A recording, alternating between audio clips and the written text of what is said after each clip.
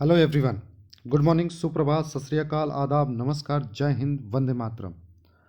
दोस्तों, सबसे पहले आप सभी लोगों को रिपब्लिक डे की हार्दिक बधाई। आइए हम लोग शुरू करते हैं। पहला प्रश्न है, ग्लोबल फायर पावर इंडेक्स 2025 में भारत किस स्थान पर रहा है? तो अभी हाल ही में ये रैंकिंग जारी की गई है। एक्चुअली में फायर पावर क्या होता है? फायर पावर ये होता है कि किस देश की सेना कितनी ताकतवर है। किस देश की सेना कितनी ताकतवर है? तो पहले नंबर पे आता है अमेरिका, दूसरे नंबर पे आता है रूस और तीसरे नंबर पे आता है चीन। ये तीनों को ध्यान रखिएगा। जबकि भारत की रैंक कौन सी है? चौथी रैंक है। तो ग्लोबल फायर पावर इंडेक्स में भारत की कौन सी रैंक है? चौथी रैंक है। अगर यहीं पे इस चीज़ को ग्लोबल न कह के एशिया पावर की बात करता है, ठीक है, ग्लोबल न कह के अगर आपको एशिया का बात किया जाए तो फिर भारत की रैंक तीसरे नंबर पे आती है। ठीक है, यहाँ पे भी पहले नंबर पे अमेरिका है, ध्यान रखिएगा। ये मत सोचिएगा कि अमेरिका एशिया में तो रहता नहीं है तो फिर इसका पावर कैसे ज़्यादा है, लेकिन उसकी सेना जो है वो रहती है। ठीक है ना। तो एशिया का सबसे ज़्यादा अगर पूछा जाए फायर पावर में कौन है, तो अमेरिका है, दूसरे नंबर पे चीन का नंबर आता है और तीसरे नंबर पे यहाँ पे भारत है। तो एशिया फायर पावर में भारत तीसरे नंबर पे है, जबकि ग्लोबल में भारत चौथे नंबर पे है। अगर बात करें सबसे कमज़ोर सेना किसकी है, तो 145वें नंबर पे कौन आता है? भूटान आता है। तो पहले नंबर पे अमेरिका, चौथे नंबर पे भारत और 145वें यानी आखिरी नंबर पे कौन है? भूटान आता है। अगर ग्लोबल फायर पावर की बात करते हैं तो ये 2006 से ये इंडेक्स जो होता है वो हर साल जारी होता है।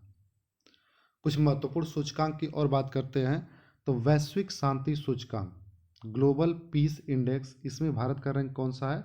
116वां है। ग्लोबल हंगर इंडेक्स यानी भूखमरी सूचकांक में भारत का रैंक कौन सा है?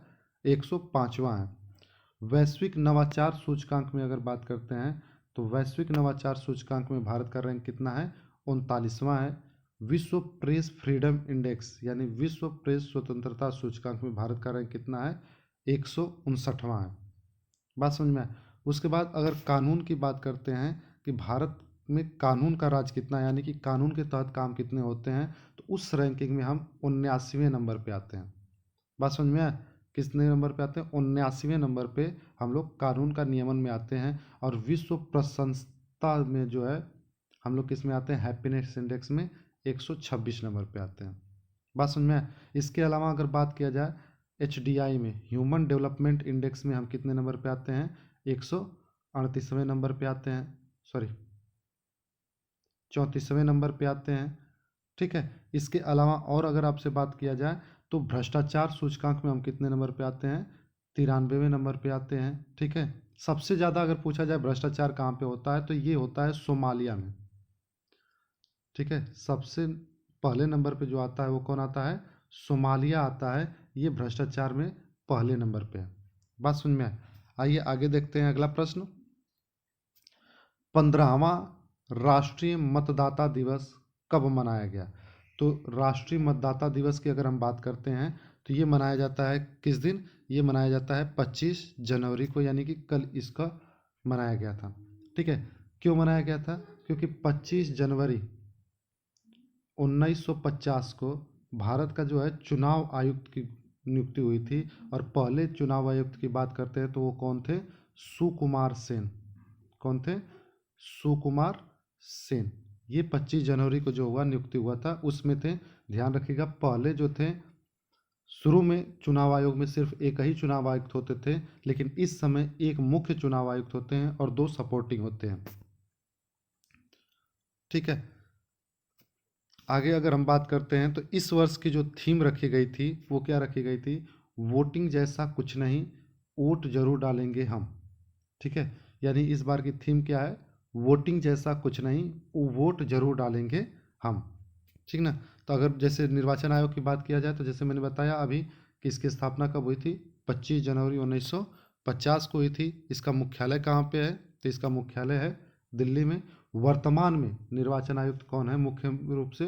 तो मुख्य जो निर्वाचन आयुक्त हैं वो कौन है? राजीव कुमार हैं। और जैसा मैंने बताया कि अब 2 लोग और रहते हैं, तो उनका एक का नाम क्या है? ज्ञानेश कुमार, और दूसरे का नाम क्या है? सुखबीर संधू। ठीक है। अगर बात करते हैं कि चुनाव आयोग के बारे में किस अनुच्छेद में रखा गया है, तो ये 324 से लेकर 329 तक है। हमारे संविधान के 324 से लेकर 329 अनुच्छेद में है। बात समझ में? आइए जनवरी माह के कुछ महत्वपूर्ण दिवस के बारे में चर्चा कर लेते हैं। जैसे 1 जनवरी को क्या मनाया जाता है? वैश्विक परिवार दिवस। 1 जनवरी को क्या मनाया जाता है? वैश्विक परिवार दिवस। अगर 3 जनवरी को बात करते हैं तो ये मनाया जाता है सावित्री बाई फुले जयंती। ठीक है। उसके बाद अगर हम बात करते हैं, ये वही सावित्री बाई फुले हैं जो कि भारत की पहली महिला शिक्षिका के रूप में इनको जाना जाता है। पहली महिला शिक्षिका थी। ठीक है, पहली महिला शिक्षिका थी। आप लोगों को कमेंट बॉक्स में ये लिखना है कि भारत की पहली मुस्लिम महिला शिक्षिका कौन थी। ठीक है, सावित्री बाई फुले पहली महिला शिक्षिका जरूर थी, लेकिन इन्होंने ही अपॉइंट किया था। वो कौन थी? जो कि पहली मुस्लिम महिला शिक्षिका थी। ठीक है, आइए आगे देखिए। 4 जनवरी को क्या मनाते हैं? ब्रेल दिवस मनाते हैं। 5 जनवरी को क्या मनाते हैं? राष्ट्रीय पक्षी दिवस मनाते हैं। 6 जनवरी को विश्व युद्ध अनाथ दिवस मनाते हैं। अगर बात करते हैं 9 जनवरी को क्या मनाते हैं? तो प्रवासी भारतीय दिवस मनाते हैं। 10 जनवरी को क्या मनाते हैं? विश्व हिंदी दिवस मनाते हैं। लेकिन ध्यान ये रखिएगा कि इस बार विश्व हिंदी दिवस जो राष्ट्रीय हिंदी दिवस है वो क्या है? वो मनाई गई जाती है आपकी 14 सितंबर को। तो विश्व हिंदी दिवस जो है वो कब मनाई जाती है? ये मनाई जाती है 10 जनवरी को। राष्ट्रीय हिंदी दिवस जो मनाया जाता है वो मनाया जाता है 14 सितंबर को। अगर प्रवासी दिवस की बात करते हैं तो इस बार का जो है वो कहाँ मनाया गया? इसका आयोजन कहाँ हुआ है? भुवनेश्वर, उड़ीसा में। बस समझ में आया? भुवनेश्वर, उड़ीसा में। अगर 11 जनवरी की बात करते हैं तो ये जो है आपका राष्ट्रीय मानव तस्करी जागरूकता दिवस मनाया जाता है। 12 जनवरी की बात करते हैं तो ये राष्ट्रीय युवा दिवस मनाया जाता है। अगर हम राष्ट्रीय युवा दिवस की बात करें तो ये राष्ट्रीय युवा दिवस किसकी याद में मनाया जाता है? तो ये है आपका जो विवेकानंद जी थे, इनका हैप्पी बर्थडे है। विवेकानंद जो है इनका जन्मदिन को मनाते हैं। ये वही विवेकानंद जी हैं जो कि 1893 में शिकागो सम्मेलन आप लोगों को याद होगा। ठीक है, तो इसलिए इनको ध्यान रखिएगा। और अगर पूछा जाए राष्ट्रीय युवा दिवस ये है, विश्व युवा दिवस कब मनाते हैं? तो विश्व युवा दिवस हम लोग मनाते हैं 12 अगस्त को। ठीक है, कब मनाते हैं? 12 अगस्त को। और इसी 12 अगस्त को हाथी दिवस भी मनाते हैं। तो दोनों ध्यान रखिएगा दिवस के रूप में। एक हाथी दिवस भी मनाते हैं 12 अगस्त को, विश्व युवा दिवस भी मनाते हैं 12 अगस्त को। लेकिन अगर राष्ट्रीय युवा दिवस की बात करते हैं तो वो 12 जनवरी को मनाया जाता है। ठीक है, अगला प्रश्न देखिए।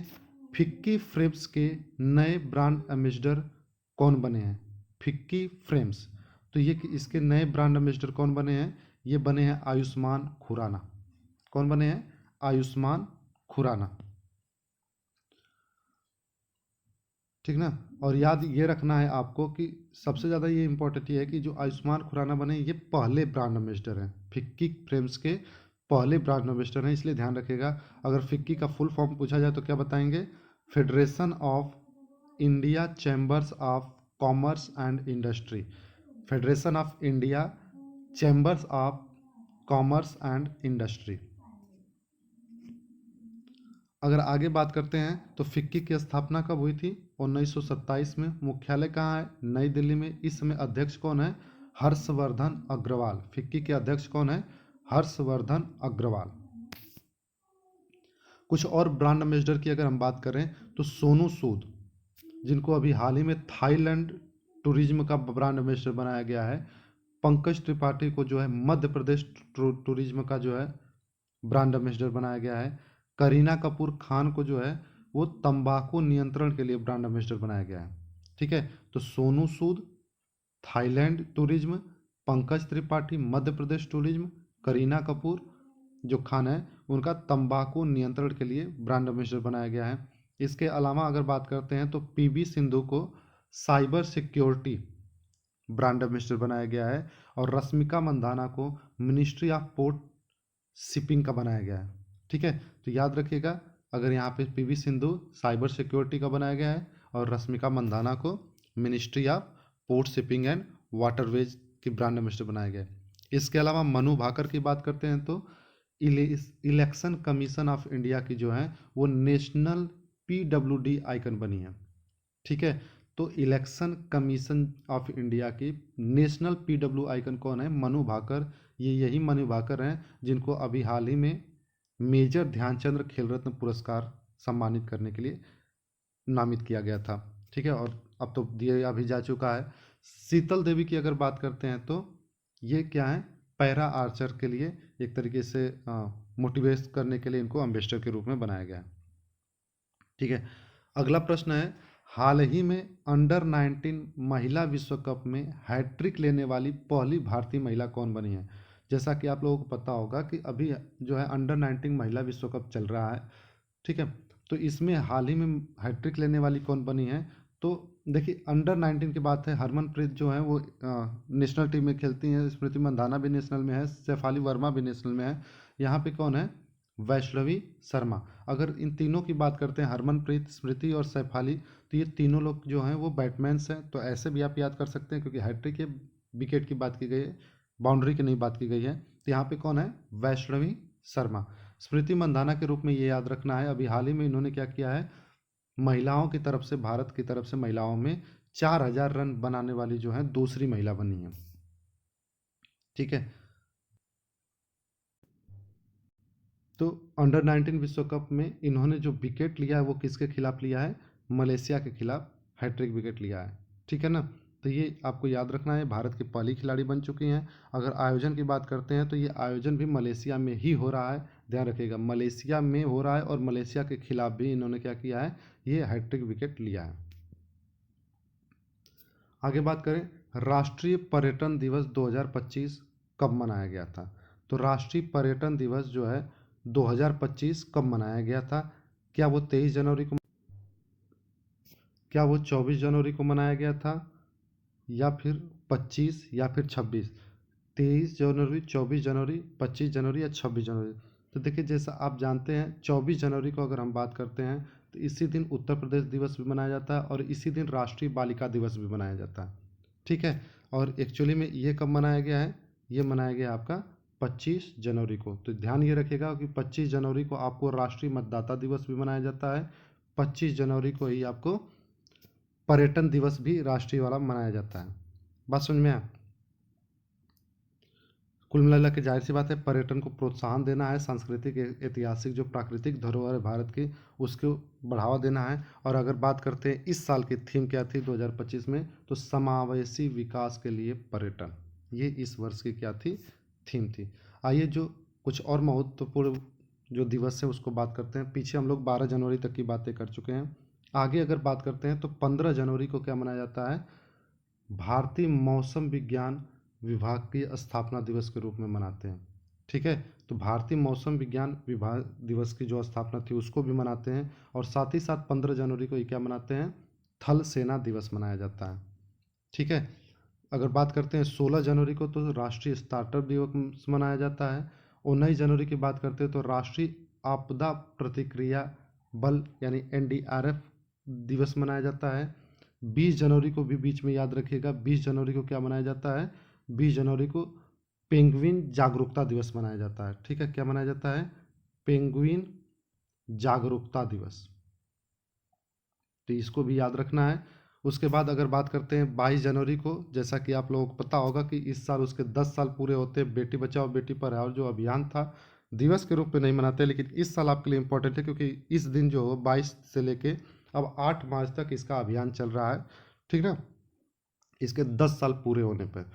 आगे अगर बात करें तो 23 जनवरी को जो है वो पराक्रम दिवस मनाया जाता है, सुभाष चंद्र बोस का जन्मदिन। ये वही सुभाष चंद्र बोस है जिन्होंने 1939 में क्या किया था?